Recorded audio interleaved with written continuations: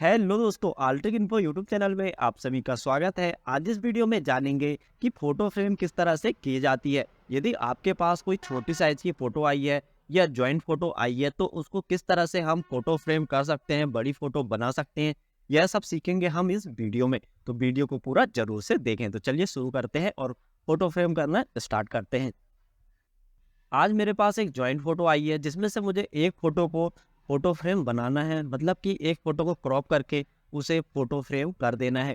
तो सबसे पहले मैं उस फोटो को ओपन करके दिखा देता हूँ। तो आपको करना क्या है, फोटो को अच्छे से रख के उस फोटो की अपने मोबाइल से फोटो निकाल लेनी है। फोटो निकालने के बाद फोटो को कंप्यूटर में ला लेना है। जैसे ही फोटो आपके कंप्यूटर में आ जाती है तो अब हमें इसे क्रॉप करना होगा। तो सबसे पहले हम फोटोशॉप ओपन कर लेंगे। फोटोशॉप ओपन करते हैं। फोटोशॉप ओपन हो जाने के बाद अब हम उस फोटो को फोटोशॉप में इंपोर्ट करेंगे जिस फोटो को हमें क्रॉप करके एक फोटो फ्रेम बनाना है। तो सबसे पहले हम फोटो को यहाँ पर ओपन यानी कि इंपोर्ट कर लेंगे। फोटो इंपोर्ट हो जाने के बाद अब हम यहाँ से क्रॉप टूल लेंगे और इस फोटो को अच्छी तरह से क्रॉप करना शुरू कर देंगे। जैसे ही फोटो अच्छे से एडजस्ट हो जाती है उसके बाद हम फोटो को क्रॉप कर लेंगे और एक सिंगल फोटो बना लेंगे। फोटो को क्रॉप करने के बाद अब हम इसे जेपीजी फॉर्मेट में कंप्यूटर में सेव कर लेंगे और उसके बाद हम शुरू करेंगे इस फोटो की क्वालिटी इंप्रूव करने की। क्योंकि यह फोटो बहुत गंदी क्वालिटी में है इसलिए हमें इसे थोड़ी अच्छी क्वालिटी में परिवर्तित करना होगा। फोटो की क्वालिटी इंप्रूव करने के लिए सबसे पहले आपको ब्राउज़र ओपन कर लेना है और चले जाना है google.com में। जैसे ही आप google.com पे आ जाएंगे अब आपको सर्च बॉक्स पर क्लिक कर देना है और यहाँ पर टाइप करना है इमेज क्वालिटी इन्हेंसर। इतना टाइप करने के बाद अब आपको सर्च पर क्लिक कर देना है। अब आपको यहाँ पर सर्च रिजल्ट दिखाई देगा। अब आप यहाँ पर AI image enhancer and image अब स्केलर पर क्लिक करें यानी कि कट आउट प्रो वेबसाइट पर चले जाए। अब आप यहाँ पर अपलोड इमेज पर क्लिक करें और अपने कंप्यूटर से उस इमेज को सिलेक्ट करें जिसे आपने क्रॉप करके सेव किए थे। तो फोटो यहाँ पर अपलोड हो जाएगी और उसकी क्वालिटी इम्प्रूव होना शुरू हो जाएगी। जैसे ही प्रोसेसिंग कंप्लीट हो जाएगी तो आपको यहाँ पर दो फोटो दिखाई देगी, आफ्टर और बिफोर, जो हमने अपलोड की थी और जो अपलोड होने के बाद जो क्वालिटी में हमें इमेज दिखाई देगी वह दोनों यहाँ पर दिखाई देगी। तो अब आप यहाँ पर डाउनलोड एचडी पर क्लिक करें और जेपीजी फॉर्मेट में डाउनलोड कर लें। यदि फोटो डाउनलोड हो जाती है तो अच्छी बात है। यदि आपके पास नो क्रेडिट का मैसेज आता है तो ऊपर से कट करें और यहाँ से फ्री डाउनलोड वाले ऑप्शन में जाके जेपीजी फॉर्मेट से डाउनलोड कर लें। बहुत आसानी से डाउनलोड हो जाएगी।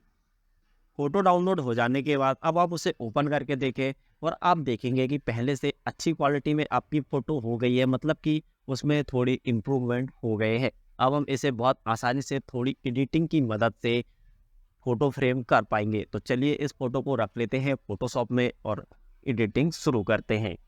अब मैं सबसे पहले फ़ोटोशॉप में आ जाता हूँ और फ़ोटोशॉप में आने के बाद जो फ़ोटो की क्वालिटी हमने इम्प्रूव किए हैं उस फ़ोटो को फ़ोटोशॉप में ओपन कर लेता हूँ यानी कि इंपोर्ट कर लेता हूँ।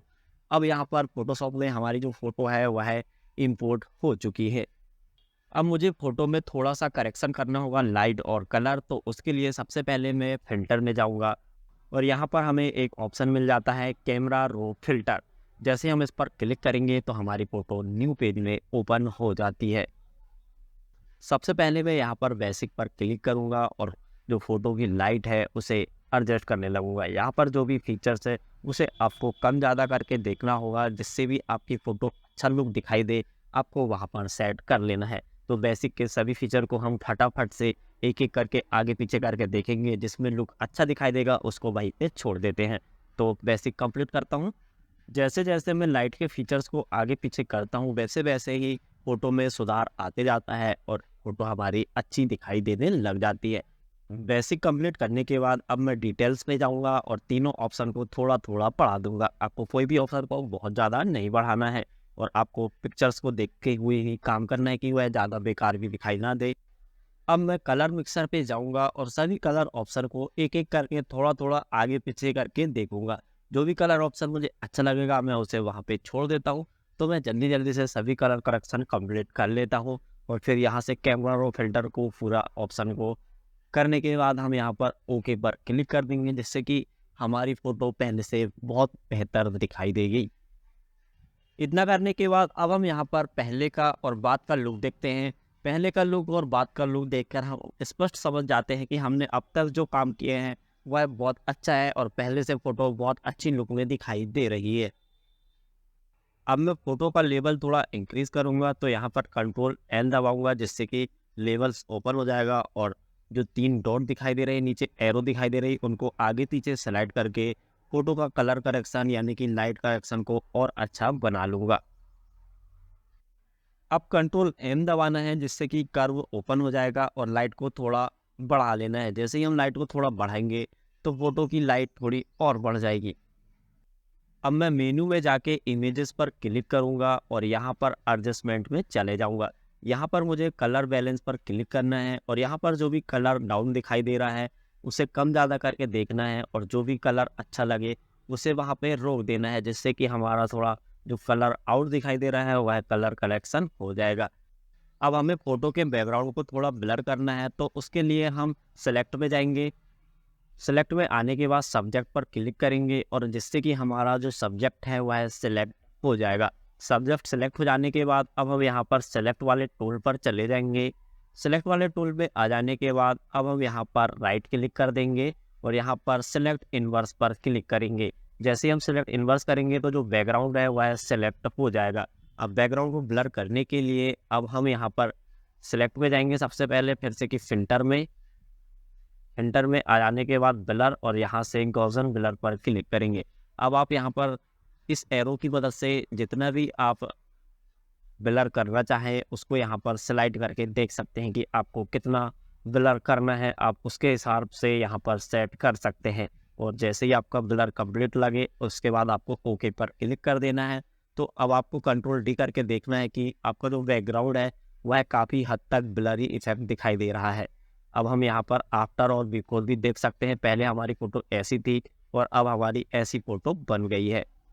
इतना काम करने के बाद अब मैं देखता हूँ कि लिप के पास कुछ वाइट सा स्पॉट हो रहा है, तो हमें इसे हटाना होगा। तो उसके लिए हम स्पॉट हीलिंग टूल पर चले जाएंगे। इसमें आने के बाद अब मैं देखता हूँ कि यहाँ पर ब्रश का साइज़ बड़ा है, तो ब्रश का साइज़ छोटा करने के बाद जैसे ही हम उस स्पॉट पर क्लिक करेंगे वह रिमूव होना शुरू हो जाता है।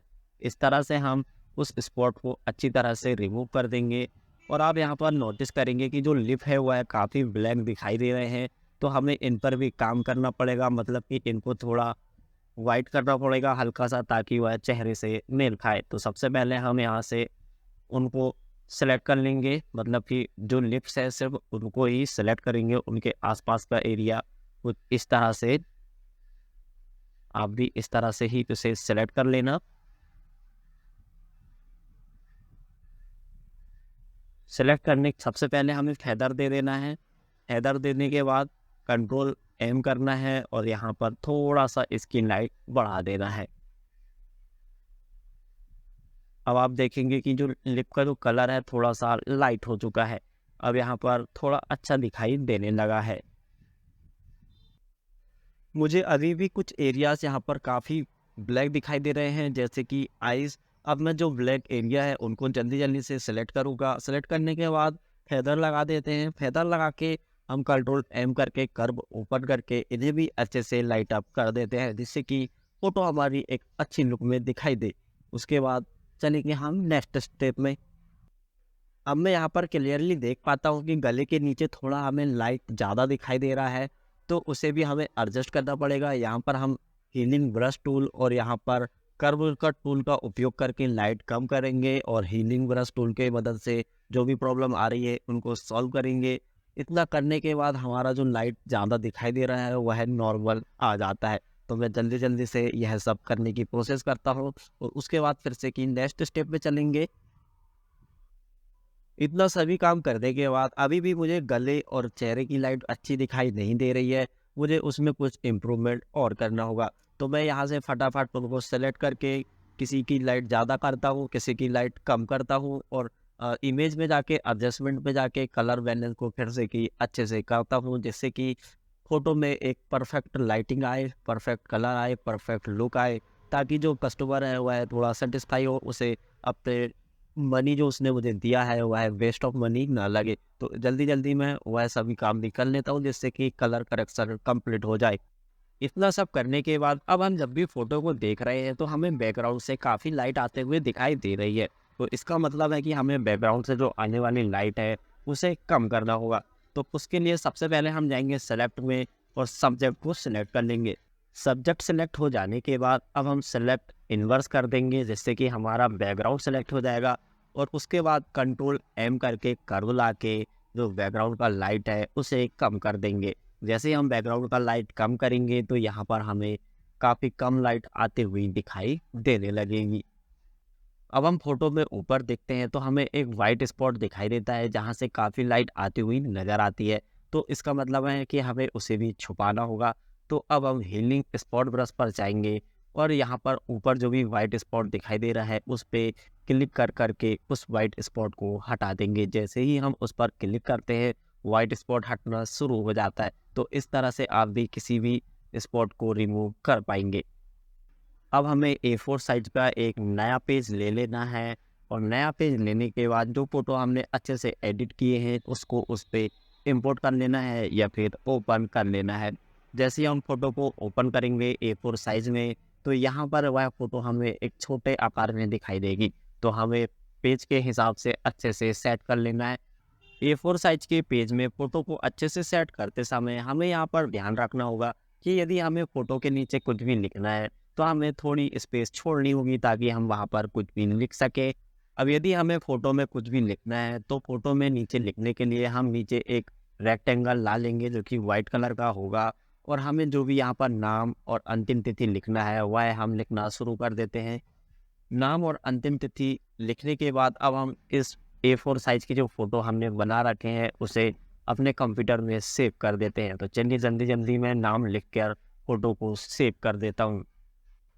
फोटो को सेव करने के बाद अब हम फोटो को ओपन करेंगे तो हमारी फोटो लास्ट में कुछ इस तरह से दिखाई देगी, जो कि बहुत अच्छी दिखाई दे रही है, यानी कि जो फोटो हमें मिली थी उससे भी बेहतरीन दिखाई दे रही है। अब हम इस फोटो को A4 साइज पेपर में, जो ग्लॉसी पेपर होते हैं, फोटो पेपर होते हैं, उसमें प्रिंट निकाल देते हैं। तो चलिए मैं यहाँ से प्रिंट के लिए भेज देता हूँ और जिससे कि हमारी जो फोटो है वह प्रिंट निकल के बाहर आ जाएगी। प्रिंट सेटअप में आने के बाद अब मैं यहाँ पर पेपर साइज, क्वालिटी और पेपर टाइप को सेलेक्ट करने के बाद प्रिंट के लिए भेज दूंगा, जिससे कि प्रिंटर से हमारी जो फोटोज़ हैं वह प्रिंट होके बाहर आ जाएगी। अब फोटो प्रिंट हो गई है तो अब हम फोटो को फ्रेम करना शुरू करेंगे। तो सबसे पहले हम एक कपड़ा लेंगे, उसे थोड़ा सा गीला करेंगे और फ्रेम की जो कांच है उसे साफ करना शुरू कर देंगे। जब हमारी फ्रेम की कांच अच्छी तरह से साफ हो जाती है तो उसके बाद हम फ्रेम को पलटा लेंगे। फ्रेम के पीछे कुछ लॉक्स लगे रहते हैं जिनको हमें किसी चीज़ की मदद लेकर अनलॉक करना होता है। हमें बहुत आसानी से इन्हें ऊपर की तरफ उठाना होता है और यह लॉक सभी अनलॉक हो जाते हैं। तो इसी तरह से हमें सभी को ऊपर कर लेना है। सभी लॉक को खोल लेने के बाद अब हमें ऊपर वाले खड्डे को उठाकर साइड में रख देना है और फिर से कि अंदर वाली कांच को भी अच्छे से साफ करना है। फ्रेम को अच्छी तरह से साफ करने के बाद अब हम फोटो को फ्रेम के ऊपर रख देते हैं।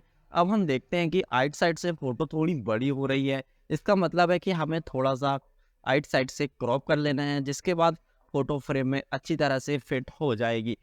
सबसे पहले मैं कटिंग टूल निकाल लेता हूं और फोटो को साइड से कट करने लग जाता हूं। मैं दोनों तरफ से बराबर ही फोटो को अच्छी तरह से कट कर लेता हूं ताकि फ्रेम में एडजस्ट अच्छे से हो जाए। यदि आपके पास किसी प्रकार का कटिंग टूल नहीं है तो आप कैंची की भी मदद ले सकते हैं और थोड़ा थोड़ा साइड से कट कर सकते हैं। तो चलिए जल्दी जल्दी से साइड के कट लगाते हैं। फोटो में दोनों तरफ से कट लगाने के बाद अब हमारी फोटो फ्रेम में बहुत अच्छी तरह से एडजस्ट होने के लिए रेडी हो जाती है। तो हम फोटो को फ्रेम के ऊपर रख देते हैं। जैसे ही हम फोटो को फ्रेम के ऊपर रखते हैं फोटो फ्रेम में अच्छे से फिट हो जाती है। अब हम थोड़ा सा आगे करके अच्छे से देखेंगे कि फोटो अच्छे से आ रही है या नहीं। फोटो को फ्रेम में अच्छे से एडजस्ट करने के बाद अब हम जल्दी जल्दी से फोटो को देख देख के फोटो को बहुत अच्छी तरह से एडजस्ट करते हैं और ऊपर का जो ढक्कन है, जिसे कि खड्डा बोलते हैं, उसको अच्छे से रख देते हैं और सभी जो लॉक्स है उनको बंद करना शुरू कर देते हैं। तो चलिए मैं जल्दी जल्दी सभी लॉक्स को बंद कर देता हूँ। लॉक लगा देने के बाद अब हमें लॉक के ऊपर टेप चिपका देना है, जिससे कि वह लॉक किसी को चुभे ना और ना किसी कारण से वह ऊपर आ जाए। तो जल्दी जल्दी से हम चारों तरफ से टेप लगा देंगे। फोटो में टेप लगा देने के बाद अब हम अच्छी तरह से फोटो को फिर से कि साफ करेंगे और जो भी कस्टमर फोटो बनवाने आए थे उन्हें फोटो दे सकते हैं। तो इस तरह से आप भी बहुत ही आसानी से फोटो फ्रेम कर सकते हैं और अपने बिजनेस को बढ़ा सकते हैं। उम्मीद करता हूँ आपको यह वीडियो अच्छा लगा होगा और ज़रूर कुछ ना कुछ नया सीखने को मिला होगा। दोस्तों, यदि आपको यह वीडियो अच्छा लगा तो मेरे चैनल को सब्सक्राइब, वीडियो को लाइक और शेयर ज़रूर करें। मैं आपसे मिलूंगा नेक्स्ट वीडियो में, तब तक के लिए बाय, जय हिंद दोस्तों।